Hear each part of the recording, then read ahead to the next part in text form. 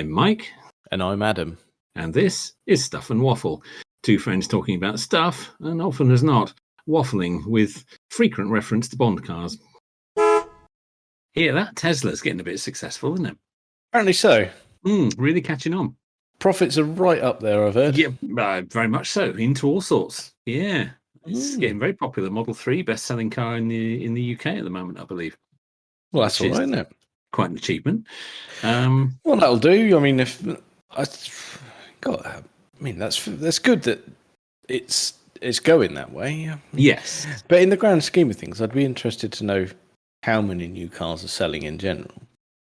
Yeah, I think numbers generally are down. If you look at the league tables that get published, generally car sales are well down. I think electric cars are the only growth area at the moment. That makes sense. I don't think. I mean, the top selling 3 or 4 now are electric. With the Model 3, the Model 3's quite well out ahead. And it's not an SUV. And it's not an SUV. For that, we must be very grateful. Yes, well, they haven't launched the Model Y over here yet, so don't bother. No, they will, and it'll be huge, and they'll be everywhere. Because yeah. However, that wasn't my point. You don't need to get me sicking up about SUVs. SUVs, no, indeed. Looking at the success of Tesla, and I was thinking, well, it so easily could have gone the other way, which led me into thinking what cars have very much gone the other way over the decades, because there have been some massive failures, even from big manufacturers. Well, I'm not going to mention the DeLorean because we've covered that excessively elsewhere, and that was from a small startup. But I'm talking big failures from big manufacturers who have completely got it wrong and completely misjudged the market over the years. And there have been some corkers.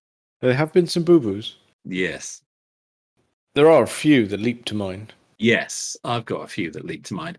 And one I'd like to mention is an electric car, which comes from the 1990s. So a very early electric car, the GM EV1.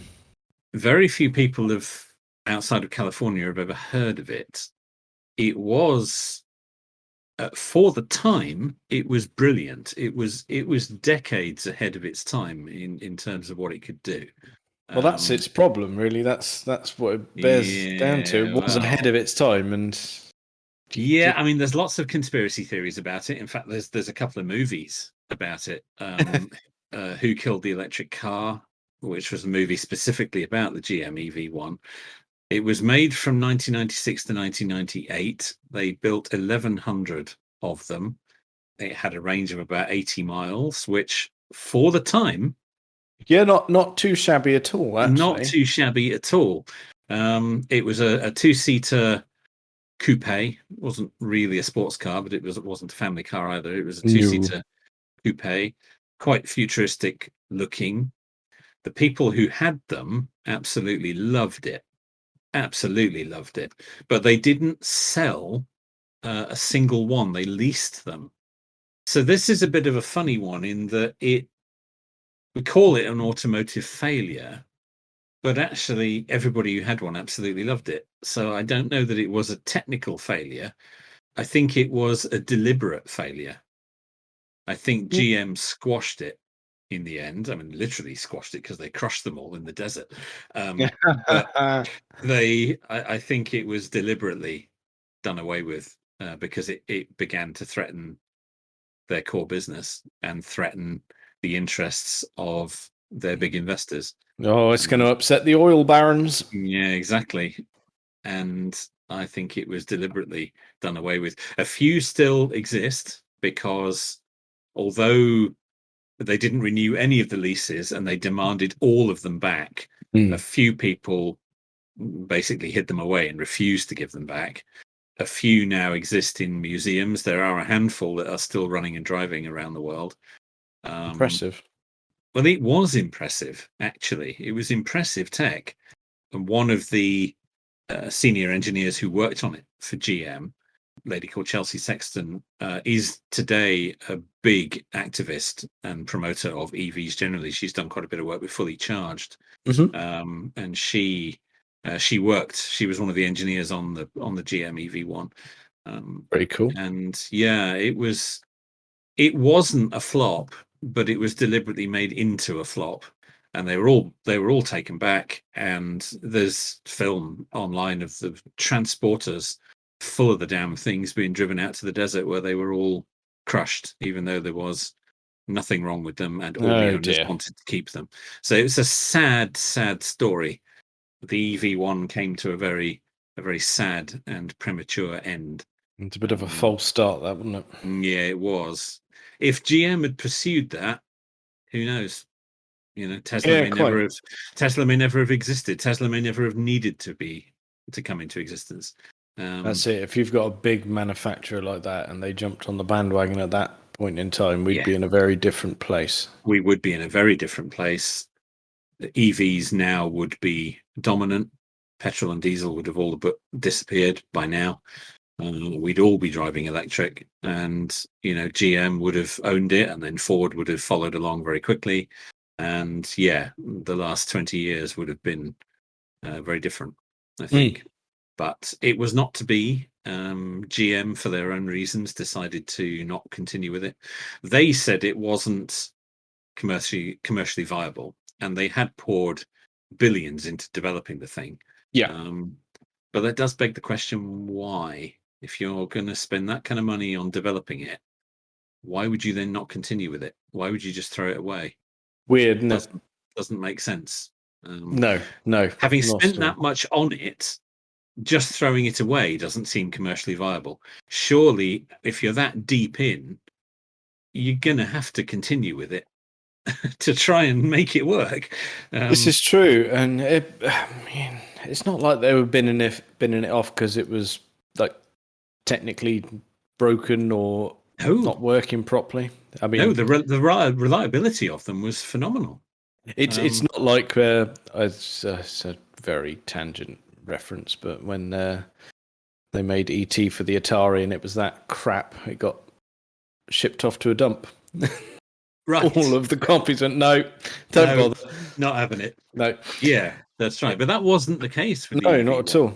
It was reliable, well built, innovative. The people who had them loved them and wanted to keep them and were wanting GM to develop it. A lot of them were saying, well, can we have, saloon cars based on this? Can we have a minivan, as they call them over there, based on this? Can we, we want yes. We want more of this. This is really good. And yeah, they wouldn't do it.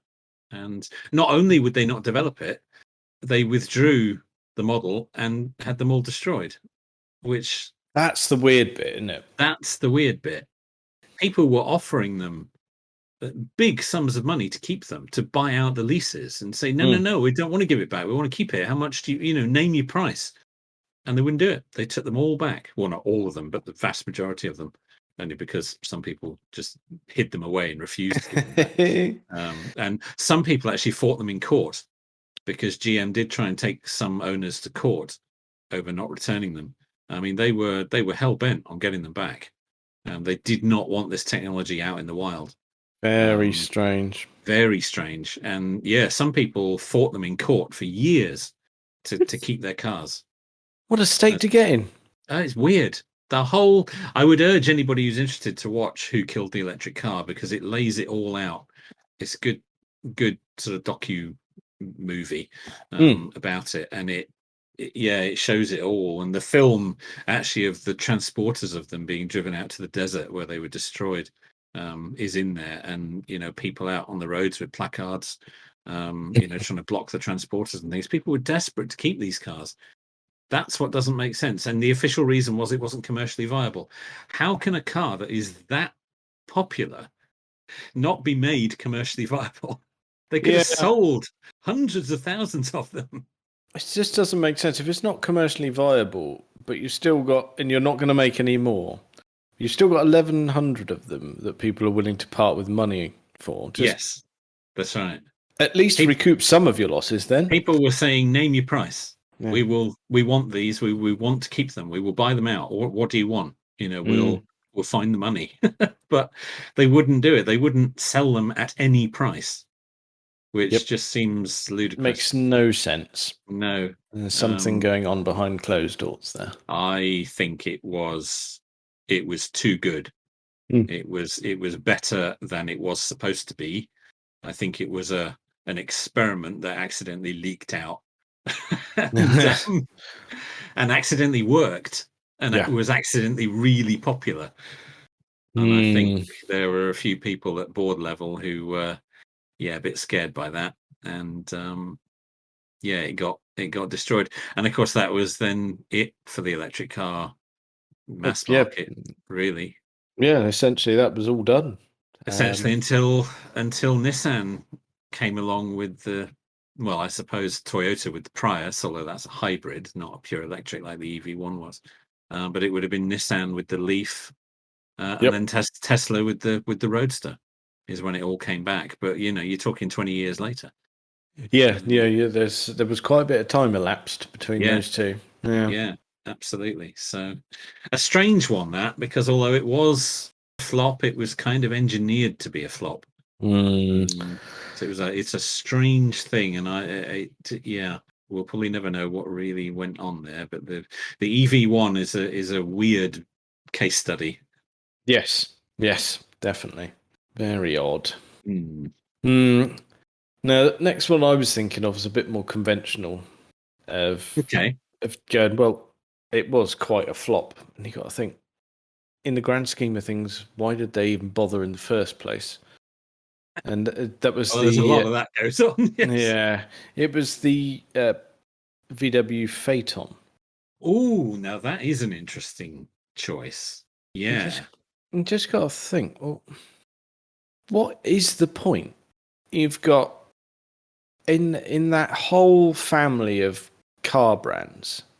Mm. Why bother making a really swanky VW when you've got Audi, Bentley? Well, Bentley is what I was. Yeah, Yes, more akin to a yeah. Bentley, I would have said. Yeah, because at that time you'd have had the Arnage, and you'd have had the Flying Spur, was it? Yeah, I think so. I think there's definitely some crossover. Yeah. Yeah, you had other thing, and yeah, it was strange, the Phaeton, wasn't it? A super luxurious, beautifully engineered VW. Yes. Car for the people. Yeah. Um, it's Yeah. it's weird, isn't it? I mean, and it was a complete and utter failure. Yes, it was. But You never see one. no, very very rare to see one. But you can have them now for not a lot of money. Oh, you can, if you can. Yeah, the few times that I've seen one advertised, yeah, you can have one for actually not much more than a well-spec'd Passat now. And it's a nice. It's quite a nice looking thing, actually. If I'm honest. Yeah, I mean, there's nothing particularly special about the way it looks. I mean, you wouldn't, if you saw one in a car park, you could miss it. It kind of just looks like a big Passat. It does. I think that's what adds to its appeal. Yeah, though. it's very understated. It's very under the radar. You wouldn't know that there was anything special about it just by looking at it. No, this is it. And you think, well, and people in the know would definitely know. Oh, people who know, car guys would know, but yeah, a lot of people wouldn't know what it was, or even if you said VW Phaeton, they don't know that it's a super luxurious, big saloon car that VW made for a while. Yeah, a strange choice for them Made to for build a it in the first while. place. Here you go. Made for a while. How long did 14 it? years of production. Was it really? Yeah. Blimey, I didn't know that. I didn't know it ran for long. Well, that just shows. I mean, I didn't know it ran for as long as that. It went through various sort of, they said Very generations, but it does just look like facelift after facelift, if I'm honest. But I mean, it again, can't have been a big seller because you never no, see one. You imagine getting hold of one of those though, spending not a lot of money, getting one W12 engine. Oh, Yeah, of course it was. There was a lot going on there, wasn't there? yeah. If you want something that is a bit special but doesn't look like it from a non-prestige badge, I don't quite Yeah. know why you'd want all those things, but if you did, It sounds quite appealing, if I'm honest. that would be the choice, wouldn't it? A very much under the radar, very powerful, very luxurious, big saloon car. Because it only ever was a saloon, wasn't it? They never That's did right. any Yep. other variants of it. No. That's right. I Yeah, mean, that's an interesting, and I'm surprised if it was that big a flop. They kept it going that long. I know it's weird, isn't it? I Yeah, tell you it what. is. I tell you what. You could. This is a very tenuous link, but you could say if you bought the V10 diesel, you could Oh. technically say it's got motorsport heritage. Could you? Are you ready for the tenuous link? Yeah, go on then. Be as tenuous as you like. Yeah. Well, I say tenuous. There is a bit of a link. It's a very heavily modified version.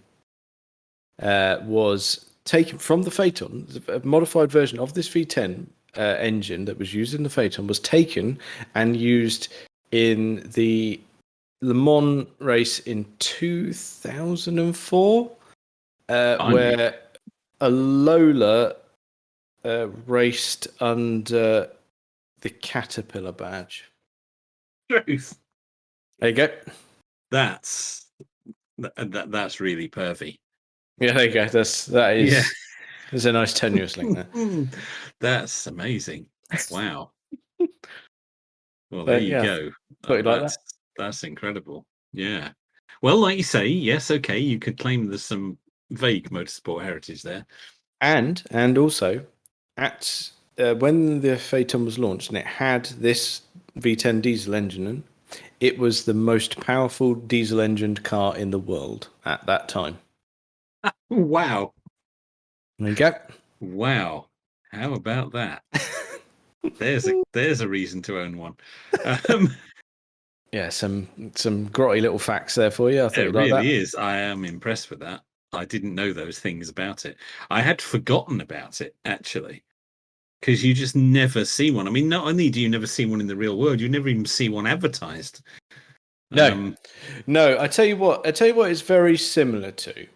If you go back to the 90s, you think, oh yeah, Phaeton looks like a big Passat, so they get lost in the crowd. Yes. Back in the 90s, when Peugeot 405s were everywhere, Yeah. the amount of times you saw a 605 but dismissed it as a 405. Okay. Yeah. That's for your non-car person, they would dismiss it at the drop of a hat. Yeah. Yes, you're probably right. Yes. Still, nice car. Another nice car there. Oh. Yes, not a failure. Not at all. Not on. No, indeed. But yeah, Phaeton's an interesting choice. Yeah. But they obviously, if it was such a failure, they stuck with it. They obviously refused to let it go. Yeah, it certainly seems the case. I mean, yeah. After doing a bit of digging, I just didn't expect it to be lasting that long.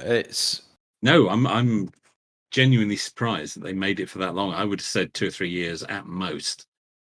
I don't think, like I said to you, there were generations, but the middle bit looks very similar.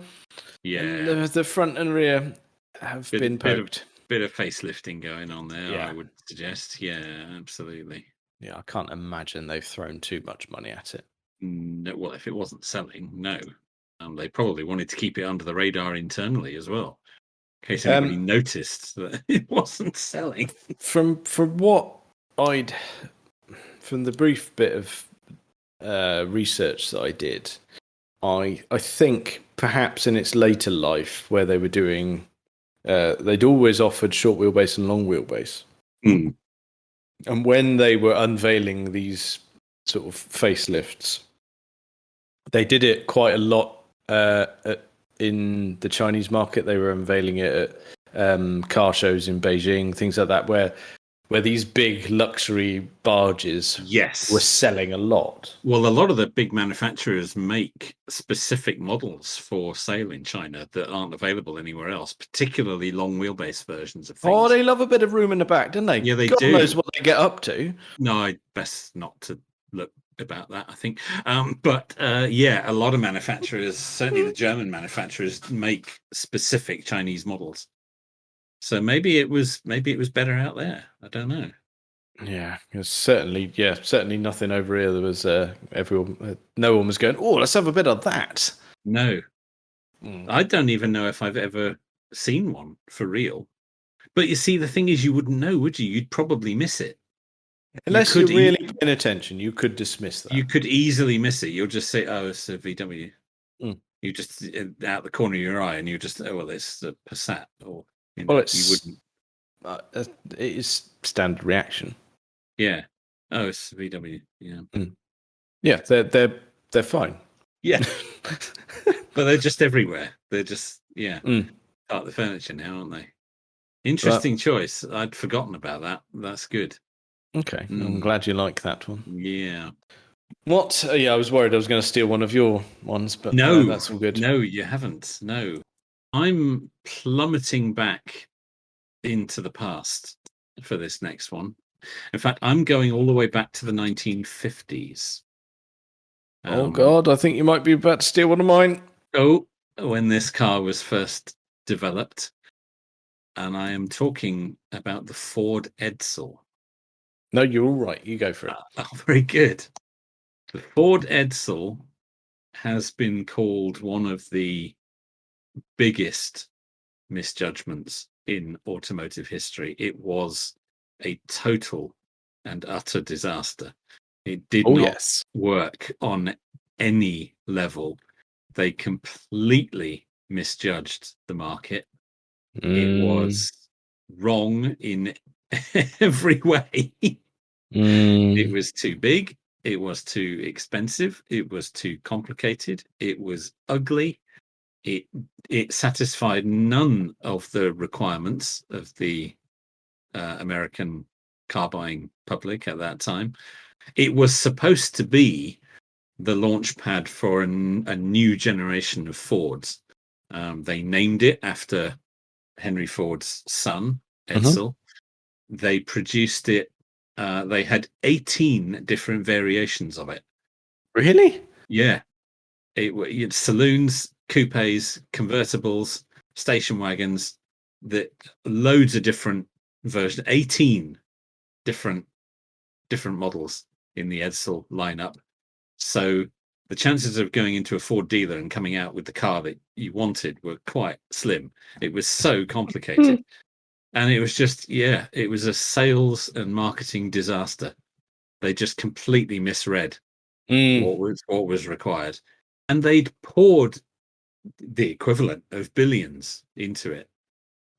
Oh yeah, I'd heard that it was hundreds of millions at the Yeah, time. It was just at the time. obscene money. It was obscene money. They were building it. It was going to have its own dealer network. It was going to be so successful. It was almost like the Edsel brand was almost going to be like a spin-off from Ford, and there were going to be dealerships that only sold Edsels, and it was going to be huge, and It, it just wasn't.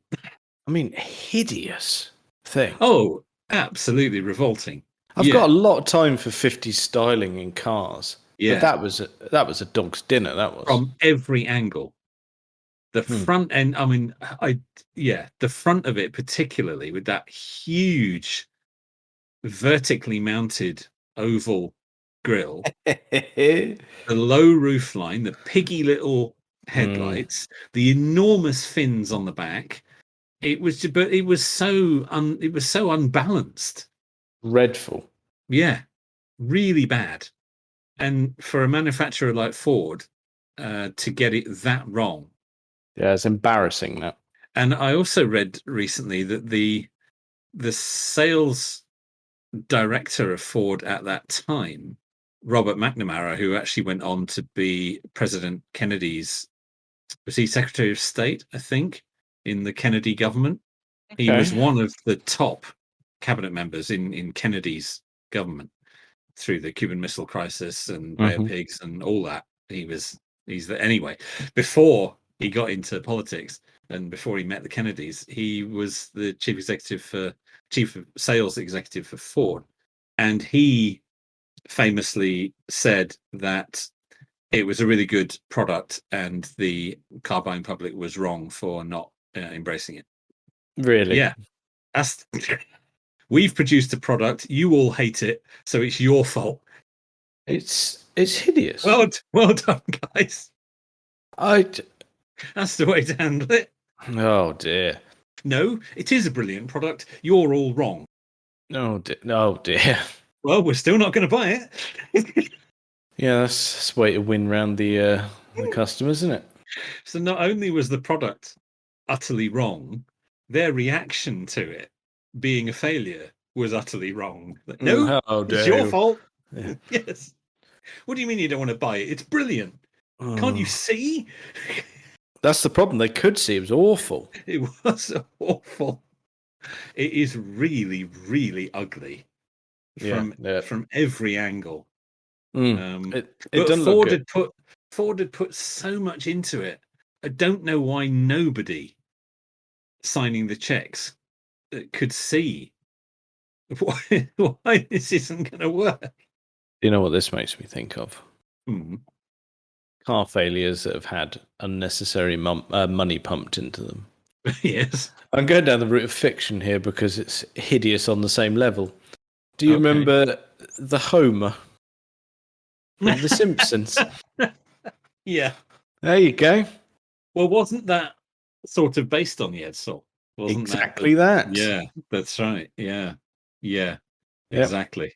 It is one of the most famous failures, and that this wasn't like we were talking about the EV1. This wasn't, an engineered failure, or like the Phaeton that actually was a really good car, but just people didn't seem There to wasn't want a it. market for it. No. Yeah, this was way worse than that. It was a terrible car that had no market, but they made it anyway. It was a failure at every level. They really should have known better. They There's really no should. excuse. They had produced much better stuff up to that point. Yeah. Well, I mean, it's Ford, clearly. You've got to You think know. Ford in the 50s produced one of my absolute favorite car designs, probably not one of my favorite cars, but the original Thunderbird is one of my absolute favorite things to look at. Stunning. Stunning. Mhm. Yeah, low and sleek, and yeah, everything that the Edsel wasn't. That's right. Just gorgeous thing. Yeah. Oh, yeah.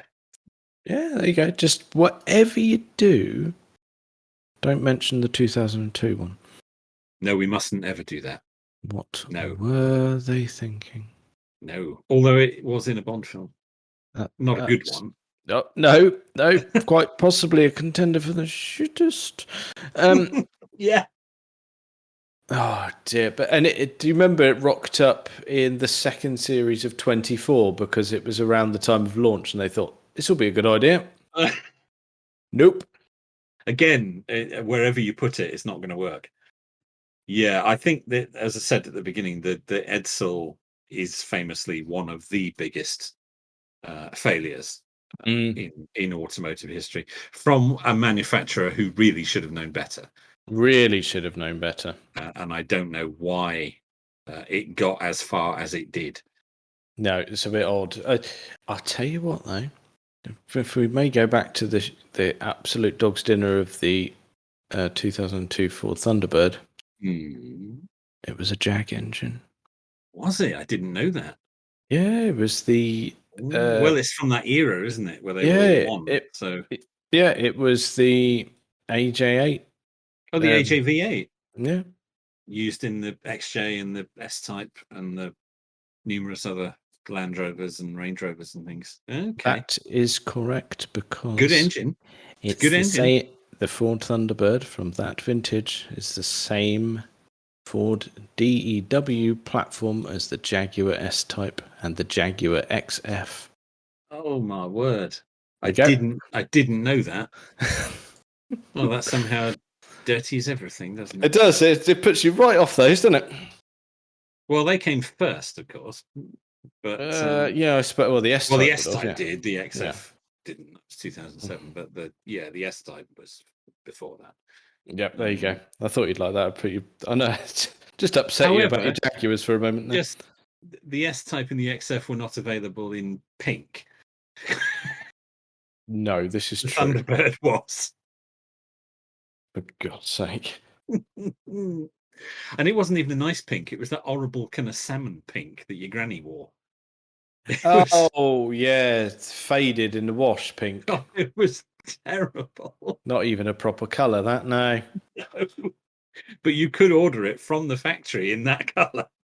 Just take it away. Bad things. Yeah, Take you're it. right. You're right. Well, there's two missteps from Ford there. I mean, the Thunderbird wasn't as big a misstep as the Edsel.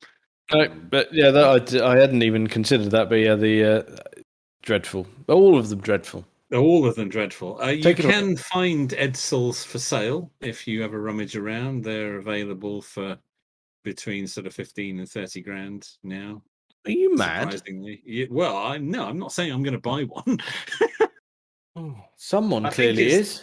Well, I think it's the rarity of it now, isn't it? And it's the kind of the fact that it is so awful. That's what, people will go for it because it was just so terrible and it's a moment in history.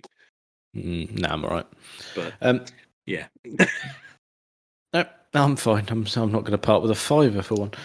No, I don't think we should. But No. there we go. The Ford Edsel needed mentioning in any list of automotive failures. The Edsel needs mentioning. Yeah, it's a good shout. I like that a lot.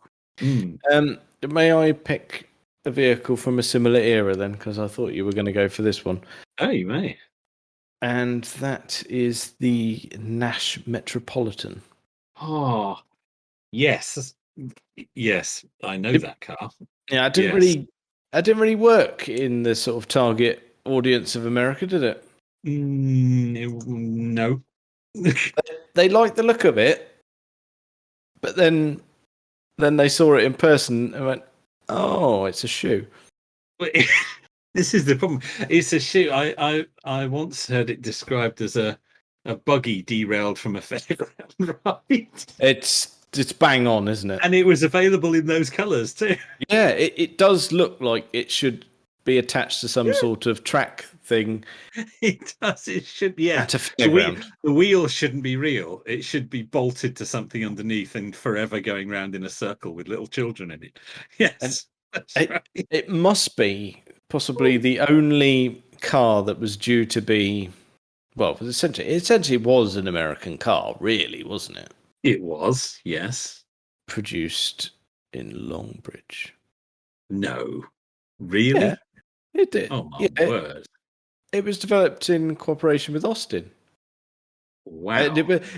I'm not saying it was exclusively produced in Longbridge. I'm just saying some were produced in Longbridge. Some were produced in Longbridge. Wow, that's incredible. In fact, I've just done a quick Google and I have found a right-hand drive one on British plates. Mm-hmm. Wow. Yeah, 1959 Austin Metropolitan. There you go. Yeah, it's actually for sale. It's for sale in Lincolnshire. Wow. Oh my goodness me! How much do they want for that? There we example. Go. Let me just have a look here. It has in fact sold. What did it sell for? £14,000. People have got more money than sense. Honestly. Yeah. Yes, back in the 1950s, the Nash Motor Company saw a market for a smaller, more economical car. And they came up with that. That's a valid choice, mate, because that's awful. It is, and you got to think all of the things that were available in 50s America, and someone went, "Oh, let's give them that." Yeah, that'll sell. Oh dear. Oh, I like the spare wheel on the boot. That's nice. Yeah. Yeah. They're trying to make it look like a Lincoln or something with that, aren't they? Because the Lincoln Continental had that. Yes, but the reason that had it there, they chose that as a styling cue, didn't they? They did. The spare wheel was actually on the inside, but they shaped the boot lid around it to make it, like you say, it was a styling cue. Yeah, it was a styling thing. Whereas That Yeah, must have been a packaging issue. that actually is the spare wheel bolted to the boot lid with the number plate stuck on over the top of the whole assembly. That's Yeah, right. like you say, that's because there was nowhere else to put it. That's correct. Oh, mind you, if we go back to the original Thunderbird, that had the spare wheel on the trunk. On the yes, I'm saying boot lid. Of course, I mean trunk. Yes, Yes. it was an American car. Although, as I say, this one is a right-hand drive. Yes, like you said, that was the Austin. Would Yeah. you like a Metropolitan from the Longbridge plant? No. No. Do you Would want I like anything from the Longbridge plant? No. No. See, this is default No. response. I really don't want one of these wherever it was made. It's No. Noddy's car, isn't it? Really, that's what Yeah, we're talking about. basically. Yeah, It's yeah. God. You would look ridiculous in that. Oh, there's one here with a matching caravan. Oh, Oh, yeah, as if I thought it couldn't be made any better.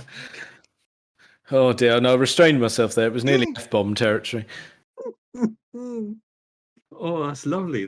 What is it on is the caravan the same scale as the car? Yeah. It's Oh, also the same color as the car. They've painted it to match. oh, can you imagine? What if someone lets one go in a caravan that size? You can't do it. Oh, that's just unbelievable. What a thing. What a thing. Oh dear. Us does. Oh, I cannot understand why we don't see those everywhere. I mean, all right, let's accept that someone's made a caravan to attach to your Nash Metropolitan. Well, I have because I'm looking at a picture of it. But as tow cars go, it's gonna be a bit shit. Yeah, I'd have said. Because I think that's the least of its problems, to be fair. I'm not wrong in thinking, am I? The engines used in that were BMC B series engines. Well, probably if it's come from Longbridge.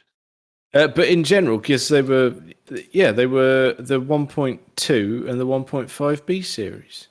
Right. Okay. Would you want to tow anything with those? No, you wouldn't. Barely move the passengers. Yeah. No, that's not. Well, I That's say not passengers, good, is it? driver and passenger. Awful. That's Oh, not thank you for good. sending that. That's very nice. Just No, a job. I needed to share. I Wow. couldn't have that on my own. You imagine rocking up at a car show and them coming over to talk to you.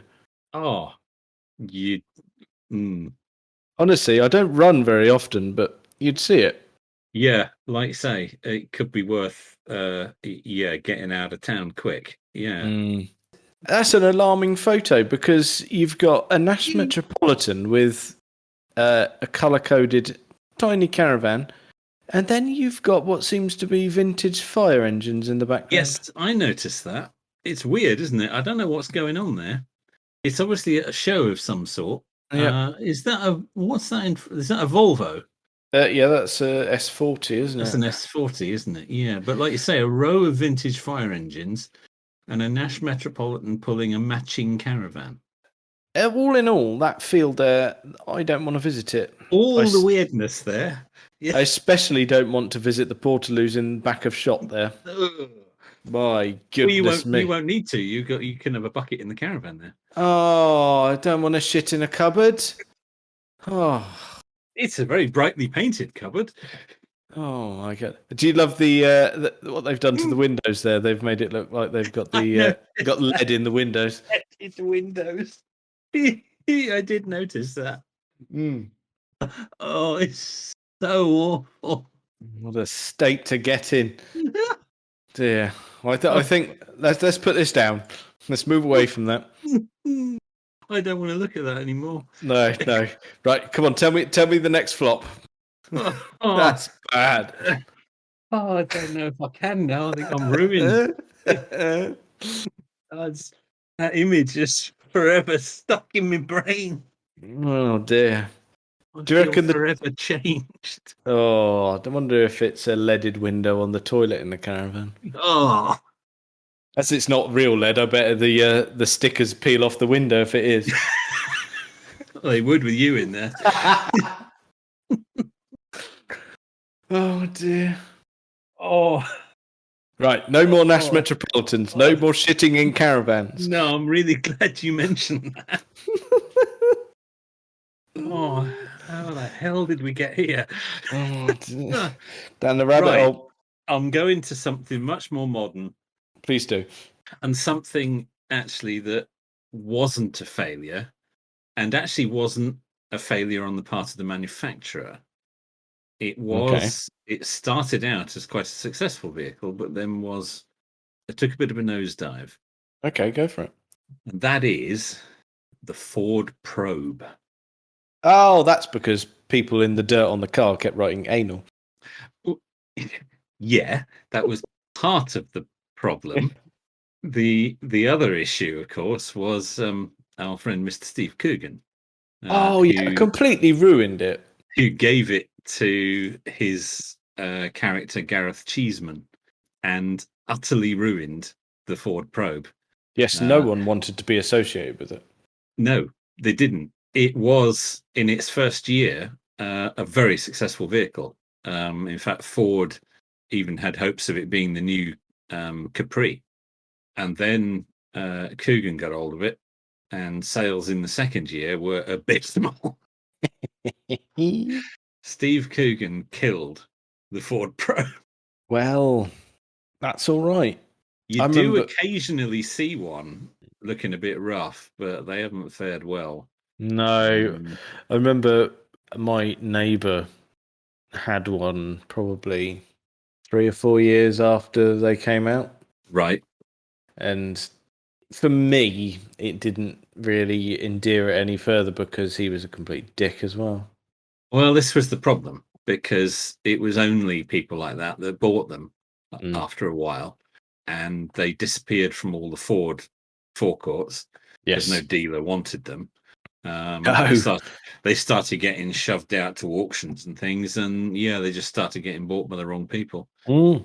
So it was a failure, but it wasn't really the fault of the manufacturer. No, it was ruined by someone who we allow into our living room. So Yes, exactly. it's Um, impressive that he can just take out an entire car. it wasn't a bad car. I quite liked the way it looked. It was It was very, very yeah, 90s. Yeah, all it the was very curves, 90s. but All the curves, but it wasn't bad. You compare it to the Vauxhall Calibra and other cars that were around at that time. It was, that sort of thing. that's right. Um, I mean, because my dad had a company Calibra for a while, that and fared a lot better, but it only because really the not because it was any better than the Probe, because the Probe suffered this marketing disaster. yes, And nobody wanted it anymore, which was a bit of a shame and not Ford's fault Mm. that it failed, but it was nevertheless a failure and it disappeared. And they've never used that name again. They've reused the name Puma recently, stupidly, and Yeah. obviously the Mustang name is now on EVs. Ugh. Um, So, but so- it's a yeah, theme here, isn't there? there is. But the Probe name has never been No, reused, I and mean, why on probably for earth? the best. No, just why call it probe as well? It was a strange choice, wasn't it? Yeah. Not good. I mean, No. now I look back quite fondly. Like you mentioned, the Calibra Mm. for a Cavalier and a Frock. It was quite a nice looking car, really. Yeah, not bad. Yeah, quite sought after now, I think. I always like the front of it always pleased me. The quite thin headlights. I liked that. It was a better, a more refined design, I thought, than the Mm. Probe. Um, Yes, yeah. and I remember because I was still a kid at the time, and I remember it being the first car that my dad brought home. That it had leather seats, Oh, and that was a big deal. That was, yeah, yeah. Posh. yep, that was, Yeah, made it. yeah. Because after that, he had a bit of a run of cool company cars. They were Mm. they were sort of hand me downs from his boss, and they didn't stick around for long, but they were some fun things. Oh, ideal. We had what did we have? We had a Discovery, black tan interior, lovely. Oh, Oh, That nice. was nice. And then the one that really did it for me, the first vehicle that I saw three figures on the speedo, the Mercedes 190 Cosworth. Oh, now those are very collectible these days. Mm. You find a good one of those, it will go for proper money now. Yes, Um, really proper money. That was yeah, that thing was bloody brilliant. And to a should have kid, kept that. I Yeah. honestly, anywhere. I remember when he had that. If he said, "Oh, we needed to pop out somewhere," it's like we're taking a Mercedes. I would go anywhere. I didn't give a toss what the destination was. No, no, you were going to go. Yeah. Yeah, I could understand that. Yeah, Mm, that's very cool. mm. That's still cool today. Yes, and at the time, I remember. I know it was such a dickhead behaviour on my part, but I was in secondary school, and there were a bunch of us who knew cars, Yeah. and my dad rocking around in one of those was Mm, like, oh yeah, a lot of points for that. yep, Yeah. Yeah, yeah. There's whichever way you slice it, that's cool. mm, That just is. Yeah. yeah, And a good one of those today will go for proper money. They're really mm, sort of yeah, yeah. They're sort of knocking on the door of 25, 30 grand now. they are. You ask anybody who knows about cars if they'd like one of those, and yeah, I'd have one of those. Lovely, yeah, Yeah, yeah. yeah, really cool. Even in some of the crap colours they did it in. Oh, his one was the red, lovely, Oh, burgundy, really. yeah, And that's those okay then. those lovely kind of hen's tooth seats, sorry, and they've got the well, it was leather bolsters with that hen's tooth up the Oh, I centre. know. Yeah. Yeah, yeah, I know what you And mean. in the rear seats, it wasn't. They didn't bother making it three seats in the back. They sculpted the seat so you could only have two passengers in the rear. Oh, nice touch. Mm, Nice touch. really nice. Yes, nice touch. Mm, Yes, I I was looking at was another car recently where they'd done that. I can't think what it was now. so sad when that thing went. Yeah, I bet. Mm, I bet. Very tasty. yes. Uh, actually, that's a really nice segue, actually, Oh, onto cars my dad had we that do were, accidentally have one of those. Yes. yeah, that turned out to be a bit crap and was a flop and was rectified, shall we say. Okay. Uh, was the Mark V Escort. Oh dear.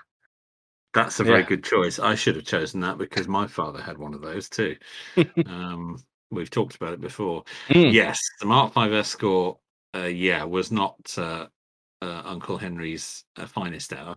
No, not at all. Not as good as the one before, and not as good as the one afterwards. No. Yes, and well, as a result, it didn't really last that long, did it? As a Mark V No, quickly it became didn't. a Mark VI, really, didn't it? It did. They heavily facelifted it and changed the engines and yeah, sorted it right out. Mm. Yeah. Yeah, the Mark V was a great disappointment after the Mark IV. Yeah. Yes, yeah, and like I say, he had one while he was working for the same company, and oh my god, what a turd! Yeah. It was back, and my father and I both had escorts at that time. He had a Mark V and I had a Mark IV. And yeah, he had a lot of trouble with that one. Yes. Mm. Yes, not so good. But No, no, I seem to remember the CVH engines they put in those were very underpowered and made horrible noises. And oh yeah, yeah, they a tad agricultural. I think yes, is what we're after there. yeah, it was just a bit nasty, wasn't it? The Mark V, yeah, widely regarded as a mistake. It just wasn't up to scratch. This is true. I mean, what did my dad's one have? He had the 1.8 Z Tech at least. Did they do Z Tech that early? I thought Z Tech came in with the Focus. No, I believe they had Z Techs in those. Okay. I think it was I think that was the only the only Z Tech in it. Actually, the 1.8. It was the EFI. Okay. I think my dad's was a 1.6 GL Estate. So I'm not sure what engine that would have had. Okay, Probably yeah. the CVH. More than likely, yeah. No, I definitely Yeah. remember it being it was definitely the 1.8 because it was they fitted the 1.8s to the. I want to say they fitted them to the XR3s as well. Well, XR3Is. XR3i. Yes, you're probably right. Yes. Yes, because the XR3i was available in Mark 3, 4, 5, and 6 form, I think, wasn't it? Yep. Yep. That sounds Yeah. right. Yeah. Oh, Um, very good. Yeah, Mark 5 Escort. Yeah, is a good choice because that was not good. no. Although I think it still sold reasonably well. I think they just quickly replaced it. Yes, I think you're right. We just I remember seeing a lot of them around at the time. You never ever see one anymore. no. But the Mark 5 and then the facelifted one, which I believe had what Jeremy Clarkson called the corporate nostril, which was the great big oval That the grill. oval grill, yeah, because the Yeah. 5 didn't really have a grill, did it? No, it was Just all kind of smoothed in. And from that point of view, it was quite a sort of neat design. But the front end of it wasn't really its problem. no, that's it. I mean, if you look back and you look at like say with the XR3Is and the RS2000s of the 5, they look the part. Yeah, they don't look bad. Yeah. No.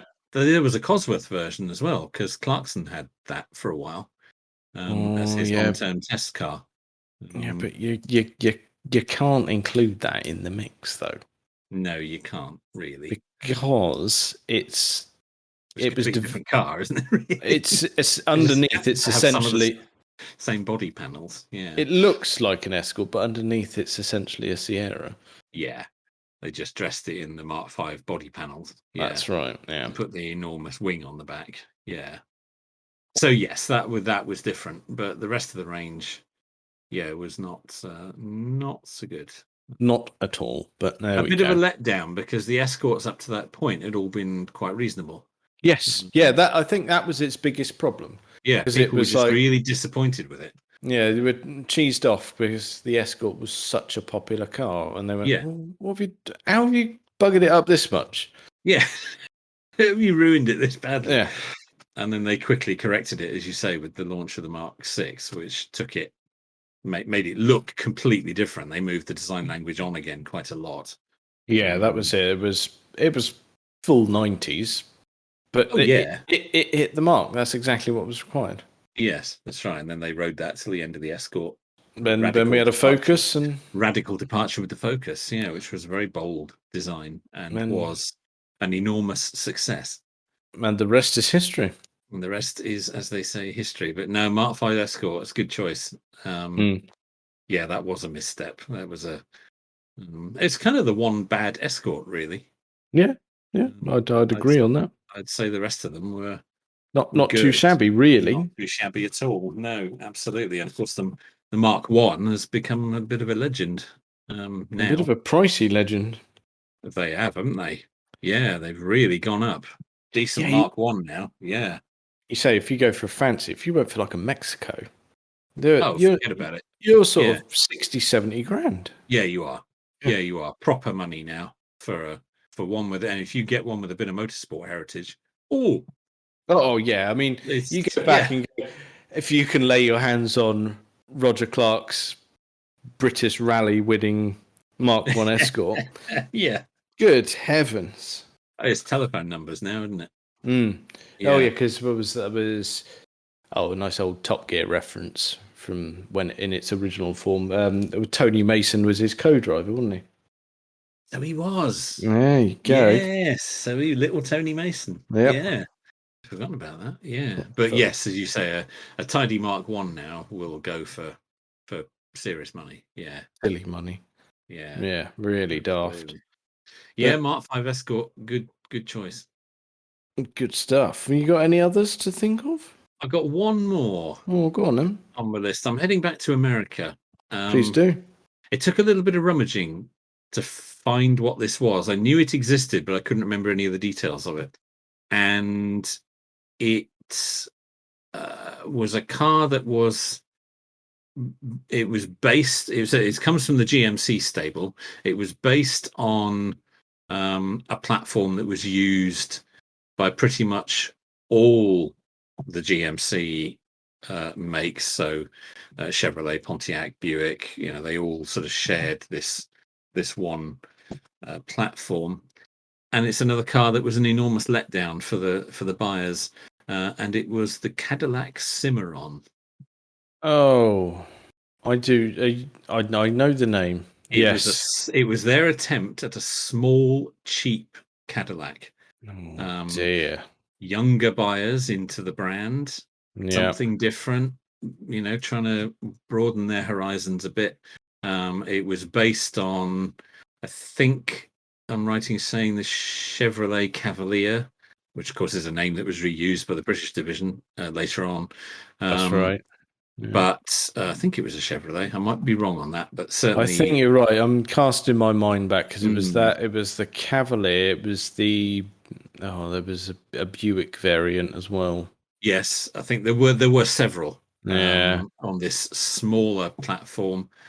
Came with a choice of, there was a four-cylinder engine available with manual, which is unusual for a Cadillac as well, Yeah, a or an bit weird. automatic transmission producing 80 brake horsepower.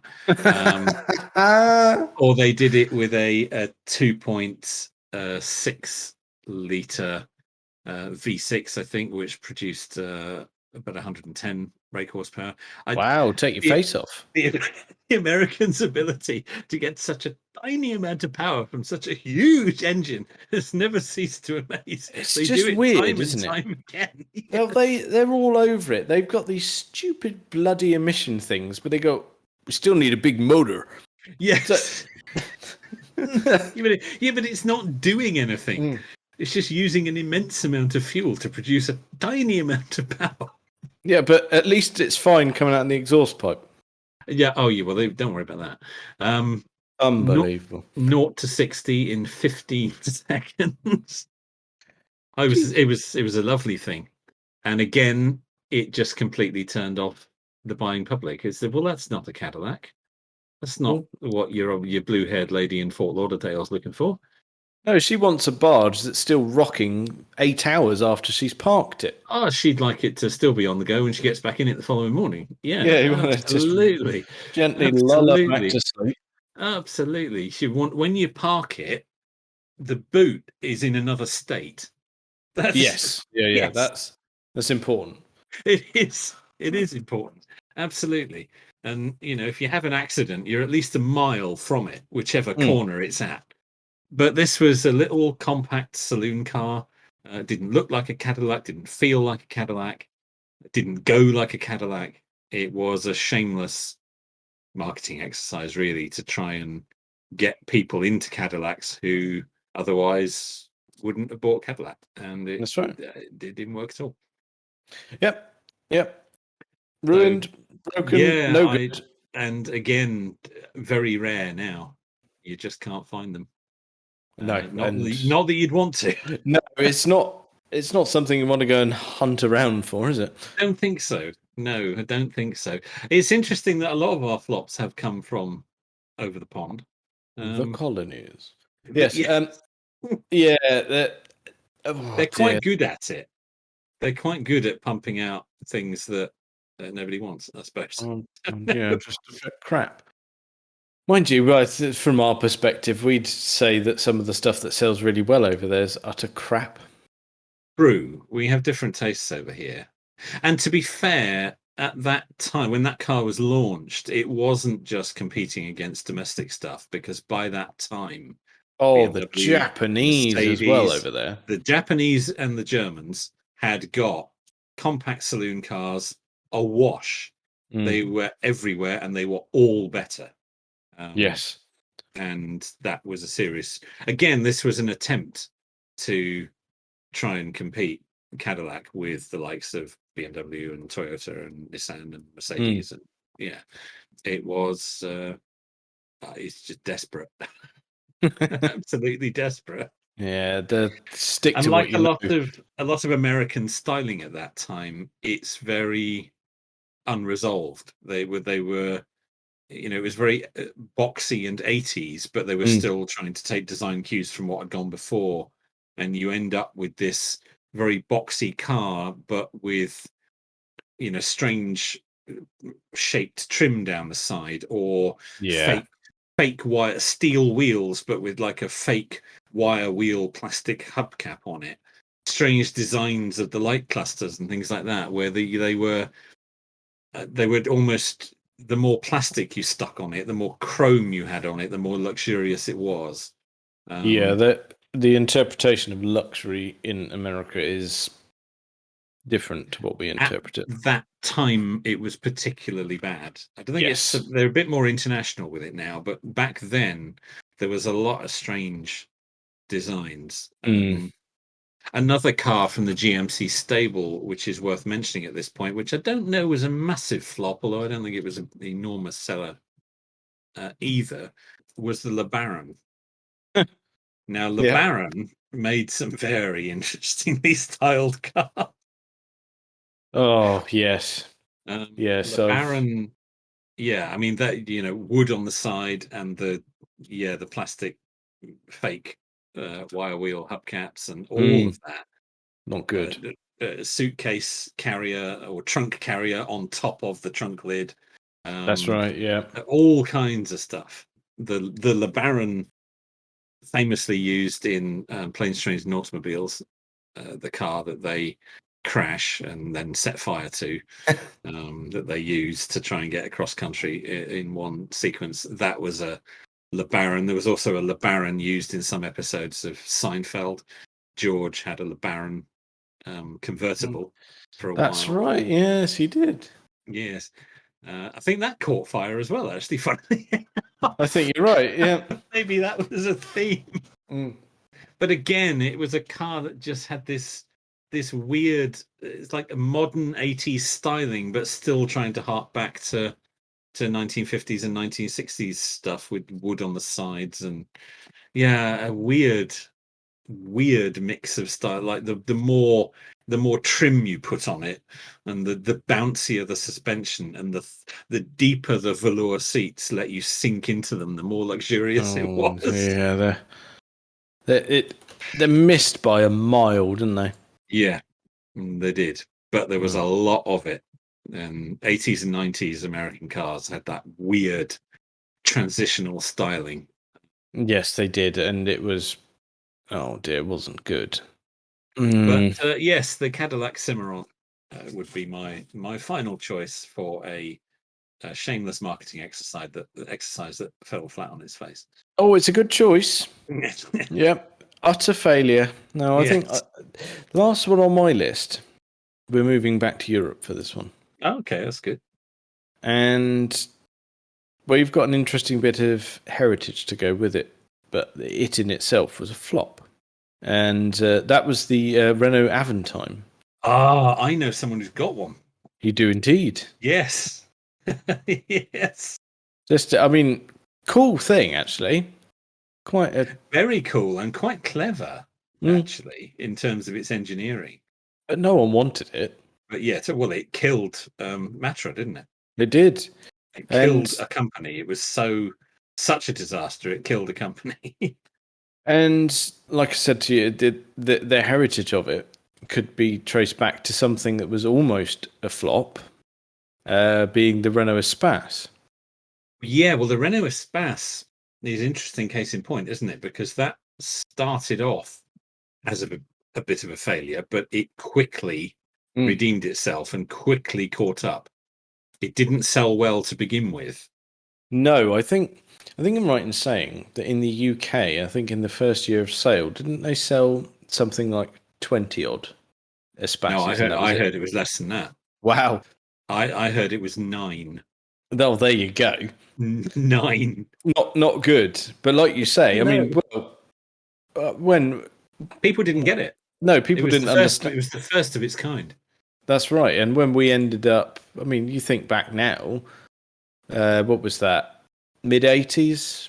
First Espace? Would have been. Yeah, it would have been. Yeah. And, well, we saw them everywhere. Oh, they were. Absolutely everywhere. Yeah. Enormously successful. Eventually. but not to begin with. It Not took to it. It was begin a, with. it was a very slow start. It took a Mm. long time, but Renault, to their credit, they stuck with it. I mean, the sales were certainly bad enough that they could have justified cancelling it, but they didn't. Somebody at Renault, I think, could see that it was going to work. Unfortunately, the Aventime didn't get that chance. No, that was all done. Yes, it Uh, was. It killed Matra, who were building it, and yeah, they just killed it stone dead, and that was rare old beast now. Definitely. I'll tell you what, there was an Espace that was even rarer than the Aventine. Ooh. Do you remember? It was very much a showpiece, but well, no, I say not a show, an exhibition piece, but it worked. Okay. In '95, they made an Espace F1. Oh, I do remember something about that. Yeah, they chucked a Renault V10 Formula One engine in it, Yeah, and off it went. because isn't technically the Espace is mid-engined? I believe you're right. Yeah, I think. Yes. I think So yeah, due therefore, due to its placement. it has motorsport heritage. Yeah, Yeah, or yeah, all right. motorsport credentials, I should say, not heritage. Uh, Racing credentials because it's mid-engine. Yeah, there you go. But you got to think it spawned so many cars. It was like occasionally you get a vehicle that comes along like that. The Ford Focus was the same. That's another vehicle that doesn't get the credit it deserves. In Mm. that it within within 2 years, let's be generous, within 2 years, pretty much every major manufacturer had copied it. Yep. And the Espace was absolutely the same. It was such an unexpected success that, very quickly, everybody else realized, oh, God, we got to have one of those. Yeah, Look at that. yeah. They're selling thousands of them. Yeah, you got to think we had, what did we have after that? We had Toyota Previas, Nissan Serenas, VW Charan, Seat The Alhambras, it's Ford true that Galaxy, all of the yeah, same car. But all of the same car. Yes, yeah, the Space Wagon springs to mind as well. yeah, the Mitsubishi, the Yeah, Peugeot Dato something. they all copied it. Yeah, It's, as I say, it's like the Focus. It's one of those cars that doesn't get the credit actually for changing the face of car design. mm. It was so successful eventually that It it is. Isn't it funny that we look at that fondly and go, "It's it's just a people carrier. yeah, Why are we getting excited about that?" yeah. But I don't see us ever looking fondly at an SUV. No, well the problem with the SUV is that it doesn't really do anything better. It It you know solves no it's problems. it solves no problems. An MPV like the Renault Espace, it is better at a number of key things. Mm. It's very clever in its design. You can configure the interior in all sorts of different ways. You want to use it as a van, you use it as a van. You want to use it as a minibus, you use it in a minibus. People use them as campers. People use them for businesses. They were so versatile. The Mm. SUV is not is not better. It's not better than an estate car. It's not better than a proper off-roader like the full-size Range Rover. No, It's not better than a van no. at carrying stuff. It's like you say, it's not better at anything. Whereas the Espace was so versatile, you could kind of buy it and use it for all those things, and it would be Uh, good at all of them. That's it. It's Um, perfect for that. And yeah, you look at an original Mark One Espace now, and it looks cool as well. yeah, it does. It does. Very, yeah, I mean, quite angular for its time.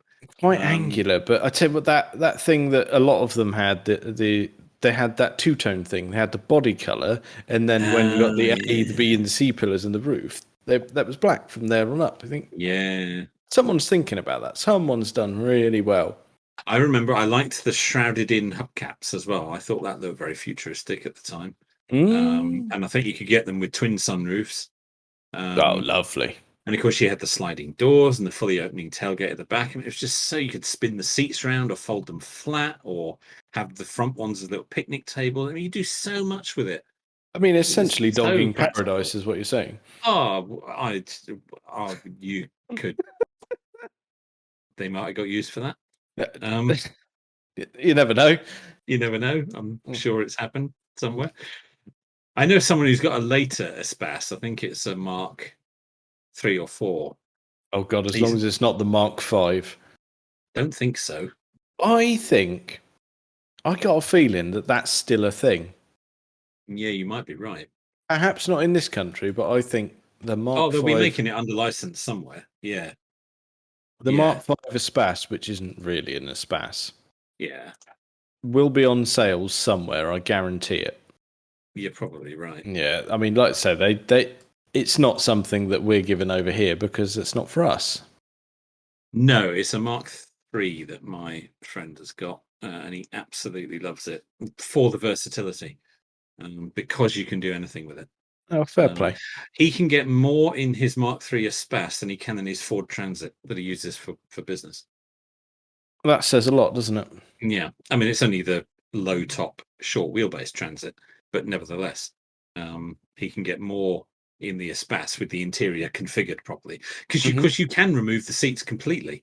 Oh yeah, you can just bog them off, lob them in the garage, and away you go. Yeah, it's so that you can do anything with it, which is not the case with an SUV, as you say.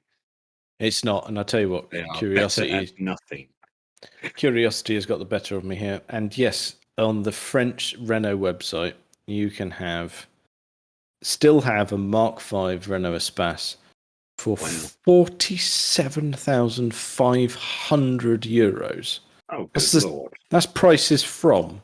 That's hideous. Yeah. You can't do that. That's daylight robbery. I know. I mean, I tell you what, though, the Renault range in France is enormous. Yeah, I think I've heard this. They sell estate cars. Well, I didn't think anybody did that anymore. No, they sell one there's a talisman. Whatever one of those is. I've never even heard of that. No. No, you can get a talisman, saloon, or estate. Wow. And this is stuff that we suspect is only available in France. Well, yeah, I thought I'll go to Renault.fr and that'll do. Yeah. Yeah, it's a big estate car. Wow. There we go. I'm educated. Yeah, I mean, from just without any sort of context or anything sat next to it, it looks like it's kind of Laguna sized if you're going back to Renaults of past. I always liked the Laguna. Mark 1 Laguna, perfect, because you can see that in Williams colours flying around Donington Park. Yeah, there you go. You've got Alan Menu and Jason Plato just bashing things out of the way. Perfect. Yeah, it's true. It's a touring car, isn't it? Yeah. Yep, absolutely. Yeah, it just is. Or if you want to go slightly later with the mild facelift on the Mark 1, they had the Nescafe livery. Oh, very good. Oh, that's, again, you're coming up with some pervy knowledge there. Oh, it's just, yeah. It's dirty, a good one. Isn't it? Yeah, it's dirty. That is. Terribly sorry. Oh, very good. Very good, sir. Yeah, but yes, Laguna liked that. Liked that a lot. Yes, not a flop, that one. No, massive success. They were everywhere. Oh, and you remember the big thing about it must have been the Mark II Laguna. Going, it doesn't have a key. It's got a card thing. I'd forgotten they did that. Yeah, I'd forgotten they did that. Oh, lovely. Lovely. Oh, they were ahead of the game there, weren't they? Oh, yeah. Brilliant idea that was. Make it credit card size, but far too fat to go in your wallet. Perfect. Yeah. Who would have a problem with that? Well, I think that's probably enough of that for this week. Check us out on all the various social medias and things. Thank you very much for listening.